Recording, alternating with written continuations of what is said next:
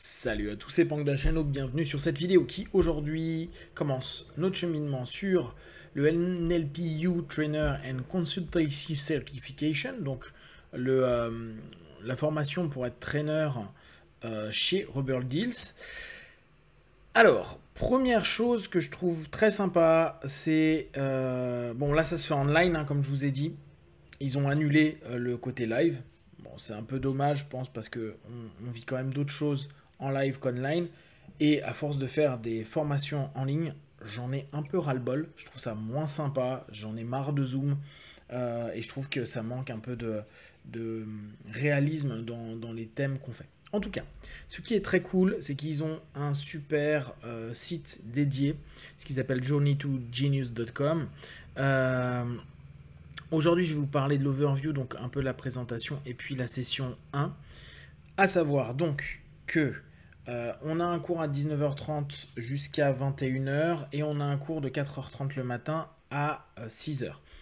C'est le même.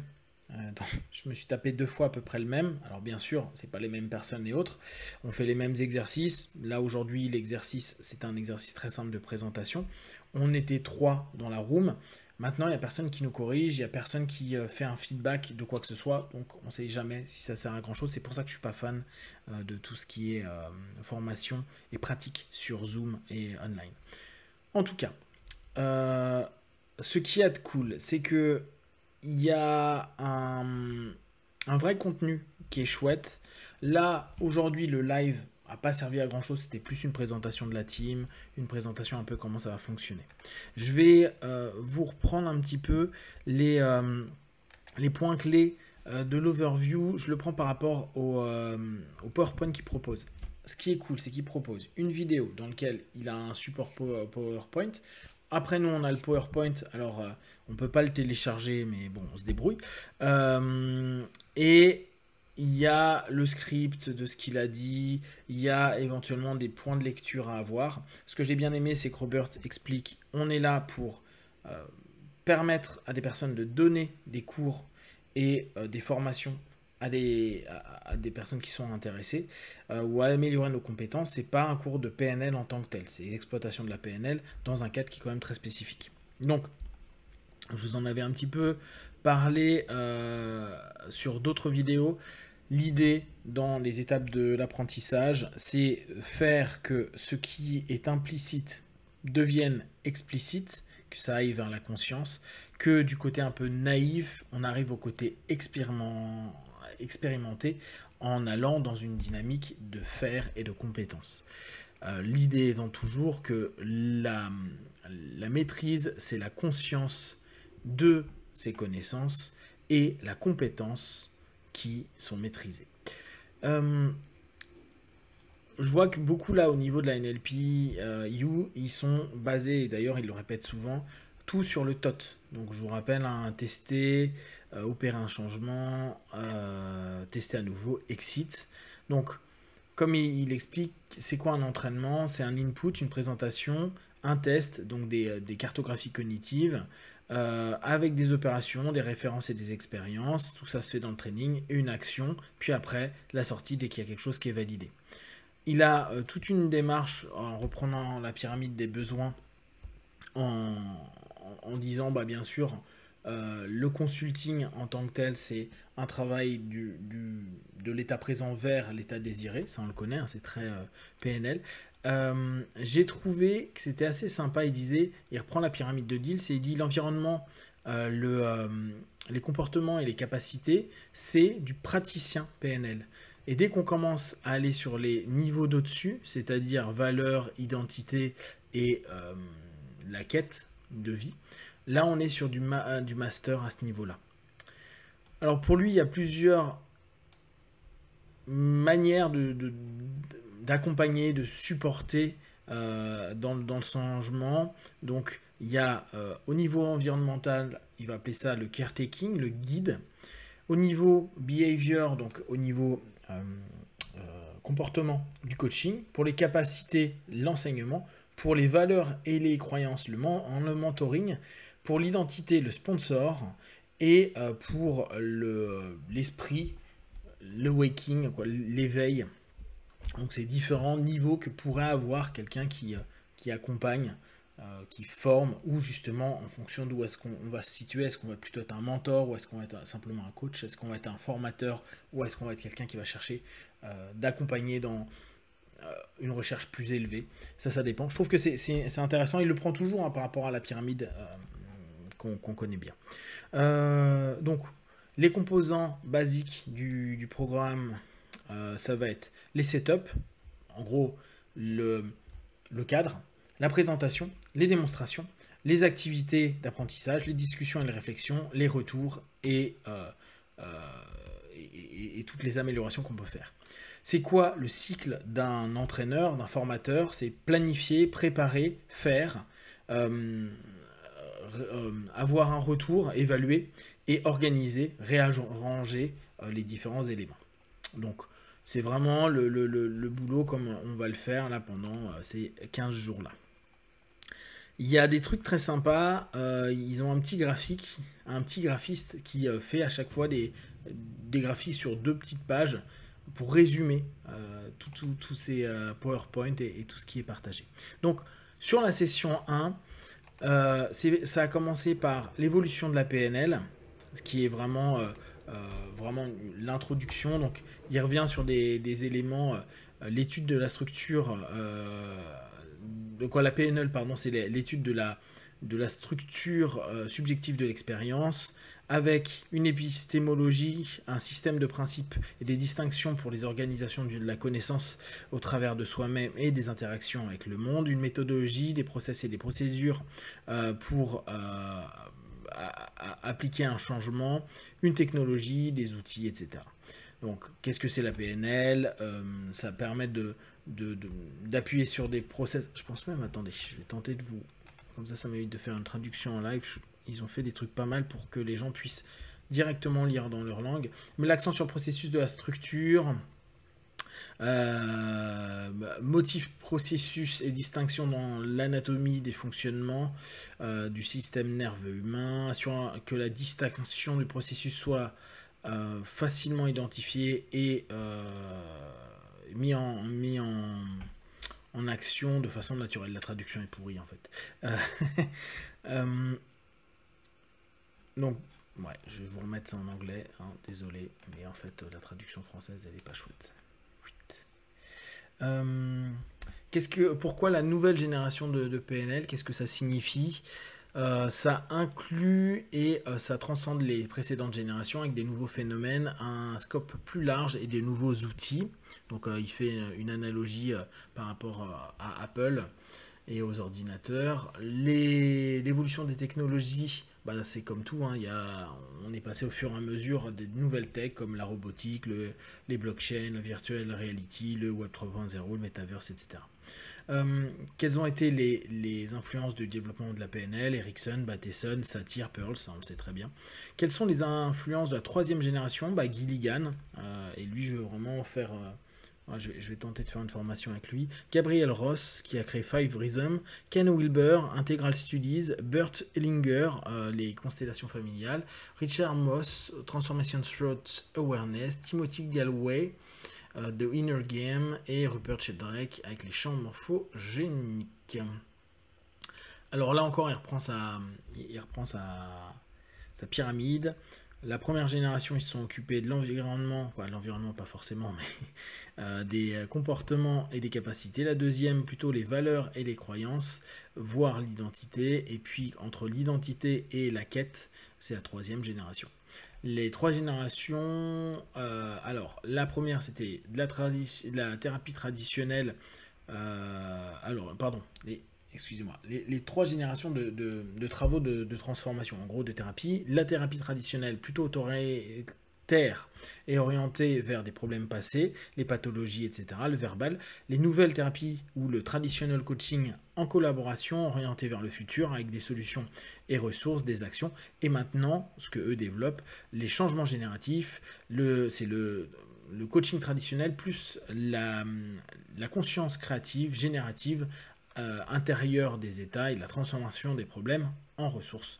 La 3e génération de PNL intègre 3 états d'esprit, le cognitif, donc le brain intellect, qui était le focus de la première génération, le somatique, body feeling, donc les sensations et le corporel, qui était la deuxième génération, et le field, la relation et le système, qui est la troisième génération. La pensée cognitive, cerveau, pensée et intelligence intellectuelle. Donc, bon, là, il y a un petit schéma, je ne vais pas vous embêter avec ça. La somatique, syntaxe, en gros, image, mouvement, mots et métaphores sont des surfaces de structure, hein, pour les personnes qui se souviennent de ce principe en PNL, qui vont avoir une interaction avec les structures profondes, l'expérience, les pensées et les signifiants, et les significations aussi. Et puis il y a tout le field mind, donc, dans lequel il a un petit peu appuyé dessus, où il dit que justement il y a tout un jeu qui se joue à la fois sur un système dans lequel on est, une énergie et des relations, de l'intelligence relationnelle.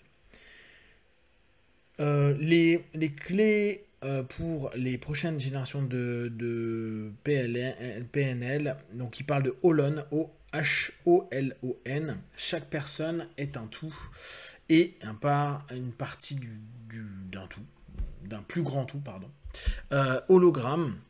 La réalité est un hologramme créé par des intersections de différents holons, donc de différentes personnes en l'occurrence. Donc l'idée c'est d'avoir de plus en plus conscience du méta de façon générale, hein, je ne vais pas vous lire tout à ce niveau-là. Donc trouver la connexion à un largeur holon, en gros c'est notre rapport à la systémie et comment on va pouvoir se connecter à ça, et dans l'accompagnement et dans la PNL troisième génération, c'est plutôt cette dynamique-là. Donc là, c'était la session 1 sur l'évolution de la PNL. La deuxième partie, qui est plus courte, c'est Inner Game of Training, donc tout le travail intérieur qu'il y a à voir et sur lequel on va se poser sur l'entraînement. Donc l'idée, c'est en gros, d'aller travailler à l'intérieur de soi et d'avoir une position à l'intérieur de soi. D'ailleurs, c'est assez amusant parce qu'on retrouve ce que disait Grinder dans New Code. Robert, il se lève souvent et puis il se met en état. Alors pour nous hypnotistes, dans une forme de transe qui va être open, ouverte, prêt à être le plus optimum possible pour tout ce qu'il va mettre en place. Le jeu intérieur, c'est ce qui est de plus en plus, on reprend la pyramide, lié à l'environnement, puis les comportements, puis les capacités, puis plus on monte et plus on arrive sur du inner game, les valeurs, l'identité et la quête. Je vais vous traduire le jeu extérieur de toute activité à avoir avec, c'est ce que je viens de vous dire, l'aspect comportemental et environnemental. Les jeux intérieurs ont lieu avec le mental et l'émotionnel au niveau des approches, ce qui inclut une attitude, une croyance qui permet d'évoluer. Bon voilà, là ça papote un petit peu de ça. The Trainer State, là c'est la zone d'excellence. Donc ce qui est intéressant, il met en avant 3 points intéressants.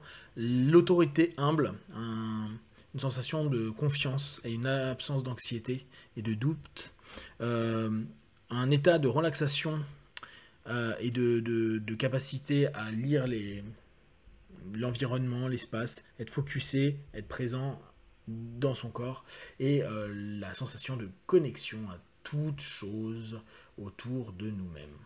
En gros, c'est se retrouver dans la zone, hein, pour ceux qui connaissent un petit peu en sport. La présence est une qualité clé. Le coach stage, je vous en avais parlé.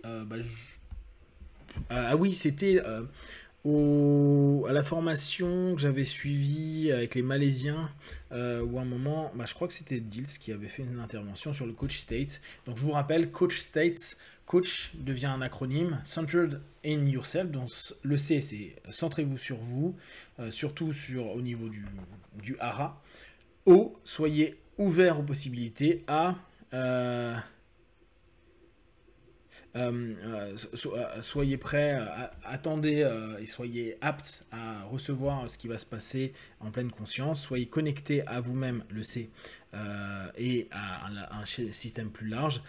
H, holding whatever, et et soyez aptes à prendre tout ce qui arrive avec hospitalité, ressources et curiosité. Un autre acronyme, le Crash State, S-T-A-T, l'état crash, C-R-A-S-H. Donc, c'est le mauvais état à ne pas avoir. Contracté, réactif, paralysé par l'analyse, séparé, hostile et haineux, etc. etc. 4 clés pour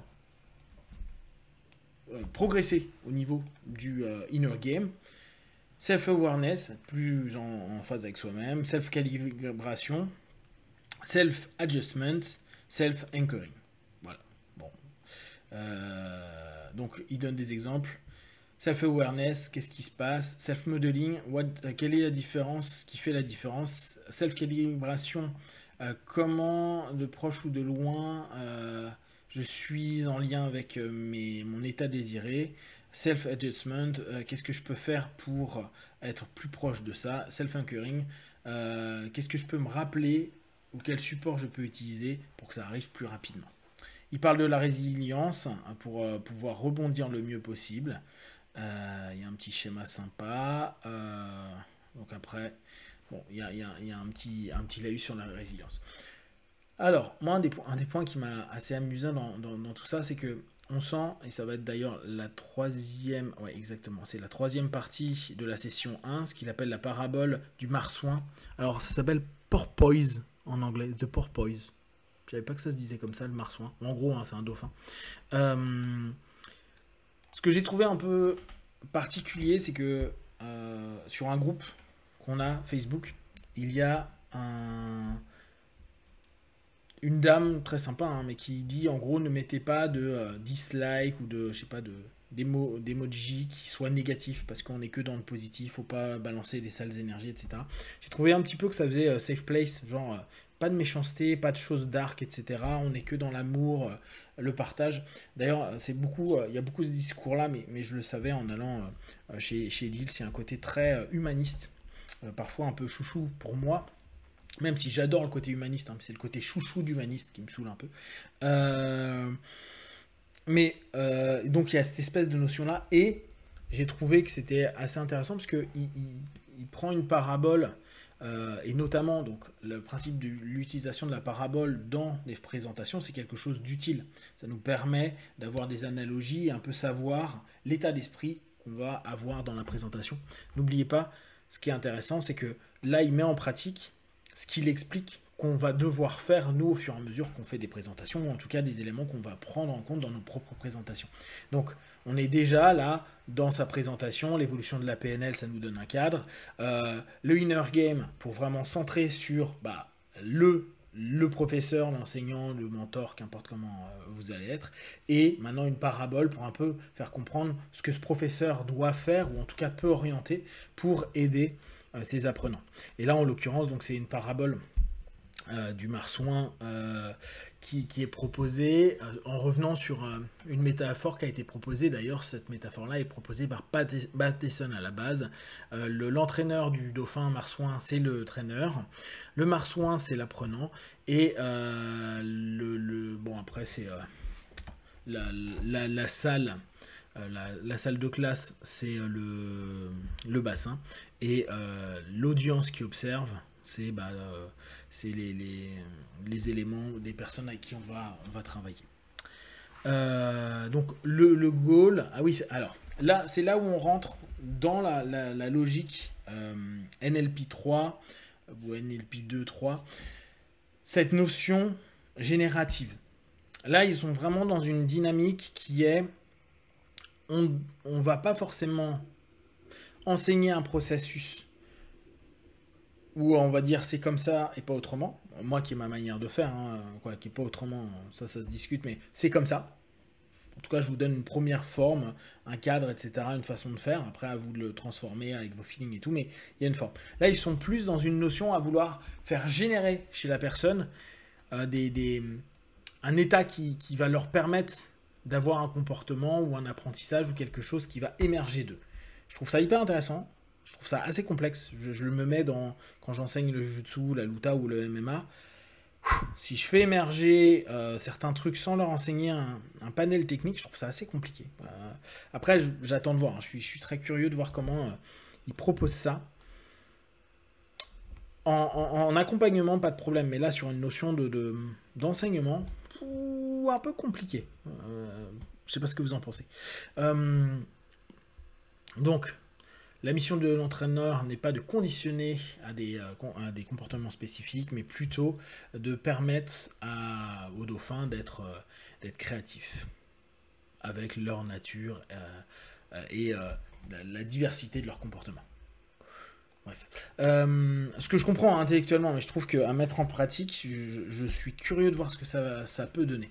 Les succès les succès de l'entraîneur sont basés sur son habilité à permettre la créativité du dauphin, etc. etc. Bon, l'idée est sympa, on reviendra dessus, hein, mais les leçons, en gros, c'est le rapport à la tâche et la relation, l'apprentissage à apprendre. Alors je comprends, hein, c'est toujours une notion de méta et autres, mais je me dis, si on prend des trucs très simples, des analogies à la cuisine, t'auras beau m'apprendre à faire de la cuisine, si je comprends toujours pas, ou je ne sais même pas reconnaître un légume ou comment je vais faire simplement cuire un légume à un moment donné, j'ai beau être créatif, ça risque de pas être très bon. Hein. Et même quand je suis pas créatif, c'est pas bon. Ok, bon, voilà. Et alors, pareil, donc sur les feedbacks, qui veulent des feedbacks génératifs, quoi, pour générer des choses. Et dans ce cas-là, il faut pas dire des choses négatives, faut pas contraindre, faut pas être vilain. Hein. C'est dire ce qu'on observe et après ce qu'on a aimé à ce sujet-là. Les feedbacks effectifs sont positifs pour celui qui donne et celui qui reçoit parce que les deux ont une notion plus claire, effective et désirable, créative de ce qu'ils veulent. Ouais, ok.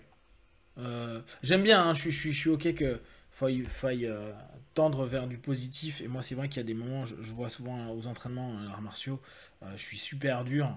Je tente toujours de finir par un truc un peu positif, mais j'ai tellement pourri les gens avant que c'est un peu compliqué. Donc effectivement, j'adhère sur l'idée. Je pense qu'on peut vraiment faire mieux à ce niveau-là. Peut-être que ce What I Observed, ça peut être ce moment un peu critique.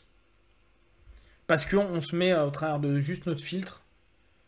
Et peut-être le poser comme ça, dire ouais, ce que j'ai remarqué moi, c'est que blablabla. À voir. Mais. Ouais, je sais pas. Je suis un peu dubitatif, même si j'aime bien l'idée. Dans le concret, pour vraiment donner tous les jours des cours, je me dis c'est pas évident. Alors s'il y a des personnes qui sont profs et tout, j'aimerais aussi avoir votre feedback là-dessus parce que je trouve que c'est important et je pense que ce cours-là va intéresser pas mal de personnes qui donnent des formations, qui sont profs à différents niveaux, etc. Voilà pour aujourd'hui. Ce soir, tout à l'heure, je sais plus, cette nuit, enfin tout à l'heure, on va être donc sur la session 2. Session 2 qui est basée sur les Basic Presentation Skills. Donc on va avoir les présentations de base, le setup, donc en gros quel cadre, hein, le planning de présentation, comment on peut le faire, et la préparation à la présentation. Et après on passera au 3, 4, 5, etc. etc. Voilà ce que je vais tenter de faire un max, mais là aujourd'hui je pourrais pas parce que tout à l'heure, là dans 2-3 heures, je dois faire hypnose et douleur.